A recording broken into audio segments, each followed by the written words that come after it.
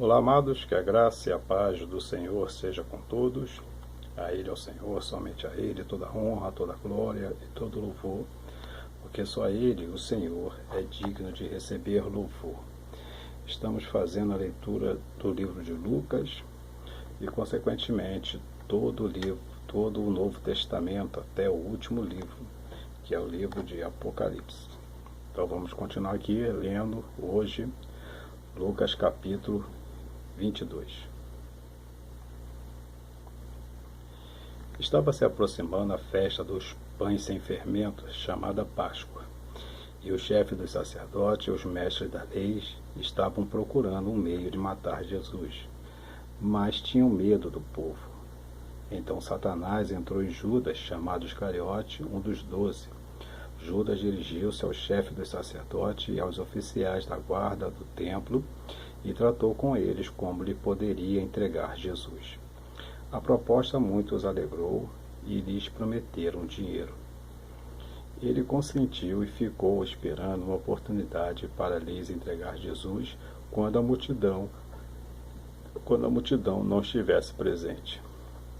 Finalmente chegou o dia dos pães sem fermento, no qual devia ser sacrificado um cordeiro pascual. Jesus enviou Pedro e João dizendo: vão preparar a refeição da Páscoa. Onde queres que preparamos? Perguntaram eles a Jesus. Jesus então respondeu: ao entrarem na cidade, vocês encontrarão um homem carregando um pote de água. Sigam-no até a casa em que ele entrar. E digam ao dono da casa: o mestre pergunta, onde é o salão de hóspede, no qual poderei comer a Páscoa com os meus discípulos? Ele lhes mostrará uma ampla sala no andar superior, toda mobiliada. Façam ali os preparativos. Eles saíram e encontraram tudo como Jesus lhes tinha dito. Então prepararam a Páscoa. Quando chegou a hora, Jesus e os seus apóstolos reclinaram-se à mesa para celebrar a Páscoa. E disse-lhes Jesus: desejei ansiosamente comer essa Páscoa com vocês antes de sofrer. Pois eu lhes digo, não comerei dela novamente até que se cumpra no reino de Deus.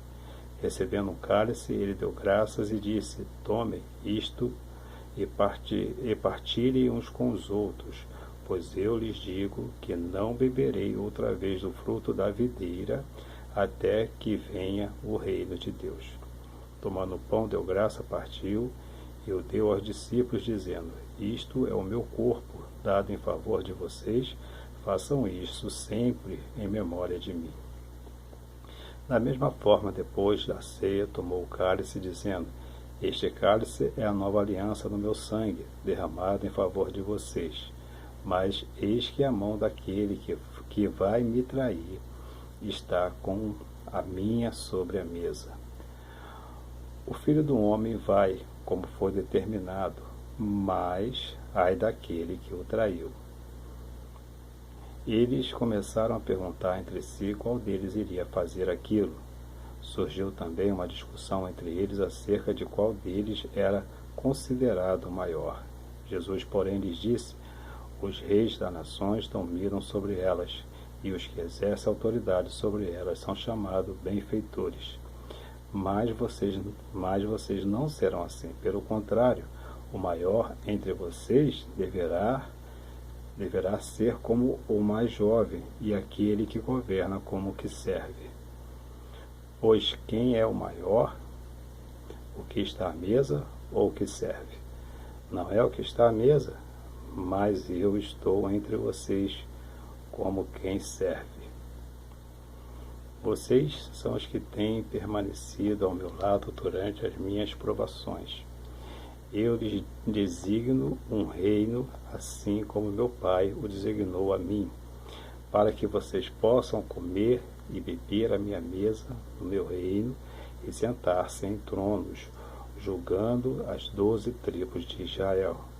Simão, Satanás pediu você para peneirá-lo como trigo, mas eu orei por você, para que a sua fé não desfaleça, e quando você se converter, fortaleça os seus irmãos. Mas ele respondeu: estou pronto para ir contigo para a prisão e para a morte. E Jesus então respondeu: eu lhes digo, Pedro, que antes que o galo cante hoje 3 vezes, você negará que me conhece. Então Jesus lhe perguntou: quando eu os enviei sem bolsa, saco de viagem ou sandálias, faltou-lhes alguma coisa? Nada, responderam eles. Então Jesus lhes disse: mas agora, se vocês têm bolsa, levem-na, e também o saco de viagem. E se não tem espada, venda a sua capa e compre uma. Está escrito: ele foi contado com os transgressores. E eu lhes digo que isto precisa cumprir-se em mim. Sim, o que está escrito a meu respeito está para se cumprir. Os discípulos disseram: vê, Senhor, aqui estão 2 espadas. É o suficiente? Respondeu ele. Como de costume, Jesus foi para o Monte das Oliveiras e os seus discípulos o seguiram. Chegando ao lugar, ele lhes disse: orem para que vocês não caiam em tentação. Ele se afastou deles a uma pequena distância, ajoelhou-se e começou a orar. Pai, se queres, afasta de mim esse cálice. Contudo, não seja feita a minha vontade, mas a tua. Apareceu-lhe então um anjo do céu que o fortalecia. Estando angustiado, ele orou ainda mais intensamente, e o seu suor era como gotas de sangue que caíam no chão. Quando se levantou da oração e voltou aos discípulos, encontrou-os dormindo, dominados pela tristeza. Por que estão dormindo? Perguntou-lhe Jesus. Levante-se e orem para que vocês não caiam em tentação. Enquanto ele ainda falava, apareceu uma multidão conduzida por Judas, um dos 12. Este se aproximou de Jesus para saudá-lo com um beijo. Mas Jesus lhe perguntou: Judas, com um beijo você está traindo o Filho do Homem? Ao verem o que ia acontecer, os que estavam com Jesus lhe disseram: Senhor, atacaremos com a espada? E um deles feriu o servo do sumo sacerdote, decepando-lhe a orelha direita. Jesus, porém, respondeu: basta. Basta. E tocando na orelha do homem, ele o curou. Então Jesus disse aos chefes dos sacerdotes, oficiais da guarda no templo e os líderes religiosos que tinham vindo procurá-lo: estou eu chefiando alguma rebelião para que vocês tenham vindo com espadas e varas? Todos os dias eu estava com vocês no templo e vocês não levantaram a mão contra mim. Mas esta é